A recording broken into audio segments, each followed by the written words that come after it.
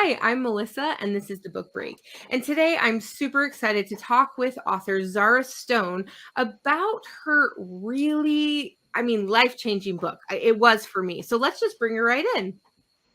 Hi, Zara. Hi. Hi. How's it going? Oh, good. And I honestly started your book, Killer Looks, and we'll just pull that image up right now. I started it with one opinion and I ended with a different opinion. And I love nonfiction books that can do that to me. So, will you give us an explanation of your book?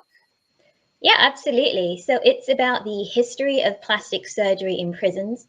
And from around the 1920s to the 1990s, around 500,000 people across America, Canada, and the UK had plastic surgery in prisons. And these were kind of cosmetic surgeries primarily. So we're talking facelifts and nose jobs and breast implants.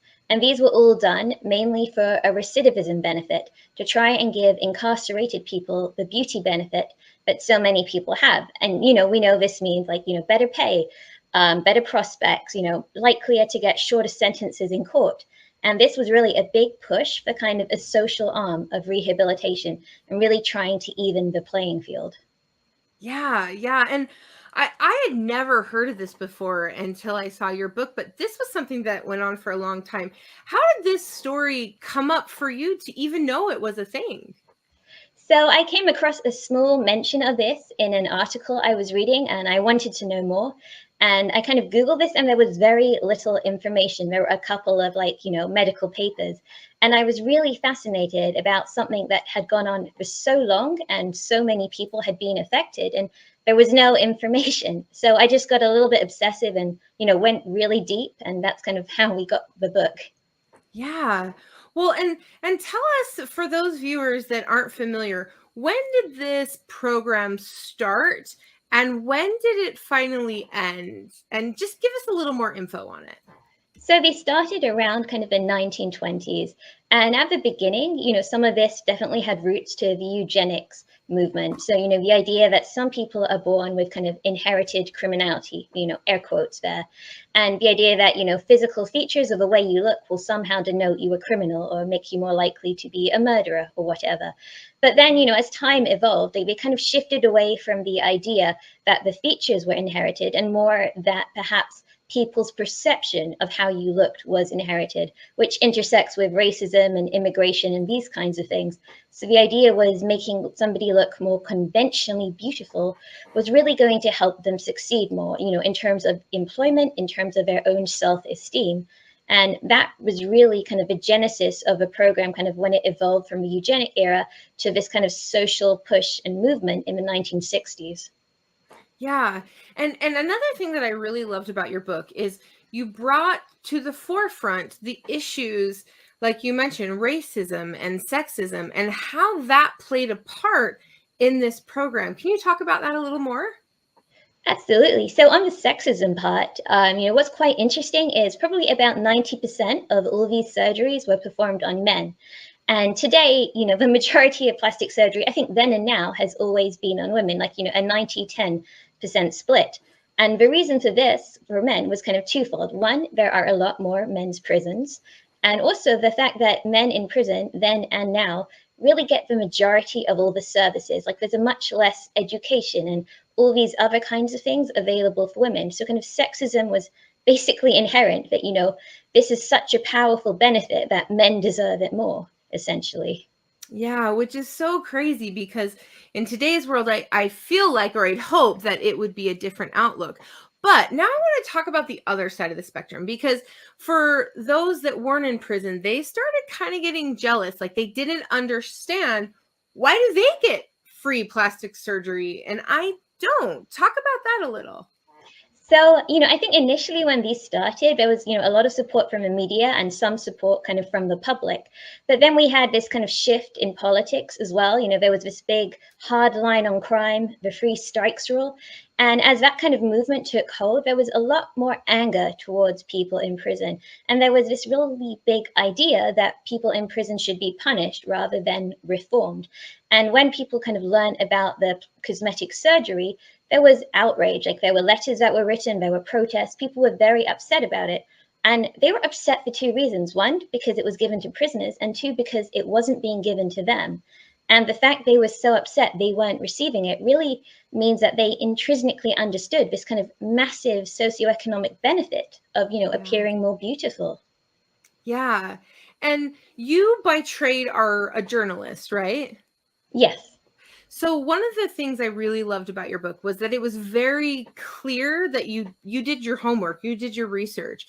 And I'm interested to know a little bit more about that, because with there being two very different, I mean, there was almost three very different sides of this. Talk to me about your research and how you were able to show the different point of views. Sure. So, I mean, first off, I really wanted to know what happened. And this involved going to a bunch of archives, going through like getting stuff digitized. I didn't even know there was so much stuff that, wasn't on the internet, and having to learn all about that. Speaking to like, newspaper editors, calling up a bunch of, mostly 80 and 90-year-olds to get them to talk about their experience, calling up their children. There was a lot of HIPAA laws involved, so it wasn't a straightforward process to get to people. But then, I heard these first person narratives. I heard from sociologists who worked on the programs. I heard from surgeons who operated. I heard from former incarcerated people. And it really gave me this very well rounded view of what the situation was like, and which was something I tried to get across, to kind of add the human side to, I didn't want this just to be a kind of a numbers kind of and data sort of story. Yeah. And I think you did a great job bringing forth the human side in that, because I remember when I first heard about your book, I thought, that's insane. Why would you ever do that? But then as I read through it more and more, I realized, wait a minute, there's some reasons that make sense. And there were some other crazy things that happened too with this. So talk about, if you would, how this whole process ended. Because, for those of us in the US, this was going on for a long time before people heard about it. It started on the East Coast, right? And then it moved Mhm. across. Yeah, it kind of, it started.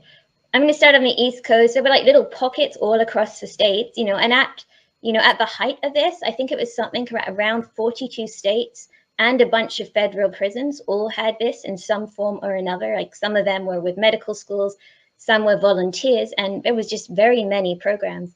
And how this ended, really, kind of the end started in like the late 1970s, and I think the final surgeries were in Texas in 1989, and then a couple here and there, but all the official programs had ended by that point. And one of the reasons was this big, actually kind of an ethical reason. So there was a big pushback on prisoner experimentation, and these Mm. surgeries weren't the experimentation. But at the same time, there were these retin A trials in Philadelphia. So the acne cream, it was being tested on prisoners funded by pharmaceutical companies, and it was basically stripping like massive parts of skin of prisoners. And so like a lot of exposés like that gave people really a big pushback to kind of re-evaluating what was happening. And the surgeries, again, but not the experimental ones, were kind of pushed into this whole bucket of things to tamp down on, alongside a big cutting of funding towards prison rehabilitation programs and recidivism programs. Yeah, and I think one of the things that I felt after reading your book was I wanted to do more research on what kind of other experiments have been out there. And there's been a lot of different kinds of medical experiences that the majority of the public doesn't know about. Oh yeah, it's absolutely horrific when you hear about some of them. I mean, I think everyone's heard about, the Tuskegee trials, but there's been stuff like that in prison for years, like prisoners who've, been tested with Agent Orange, prisoners who were, paid $10 to take these horrible drugs and, did it willingly because at the time $10 was a lot of money. And so the pharmaceuticals were like, hey, they said yes. Prisoners are like, we are saying yes, but can people really consent when they're in a really difficult situation like that? Like it's really not a something where you can really look at somebody and see, yeah, they're agreeing to do this because they have all the options on the table. Yeah. So, besides the fact that this is just an incredibly interesting book, do you have a hope with this book that you hope that readers maybe make some kind of action or movement with this book? Yeah, I don't think we'll ever see a return to plastic surgery in prisons. I think consent and ethically, it's a massive issue. But I do think that when people are released, perhaps this could be considered as part of their like post-prison life. I mean, in the way, in sense, we have Dress to Success, right? Like we're already like, Yeah. okay, let's get people, looking okay for their job interviews. I don't see any reason that you couldn't, extend that further and be, oh, this person has a broken nose and they would like it fixed. Why can we not offer them, more long-lasting things than stuff that's merely cosmetic? Yeah, yeah, that's so fascinating information. So, Zara, I know that I'm sure our viewers are going to have more questions and want to learn more. Where can they learn more about your book and about you? Sure. You can go to my website, zarastone.net. You can find me on Twitter at almost Zara or on Instagram. And yeah, my DMs and emails are open. So if you have any questions, just let me know.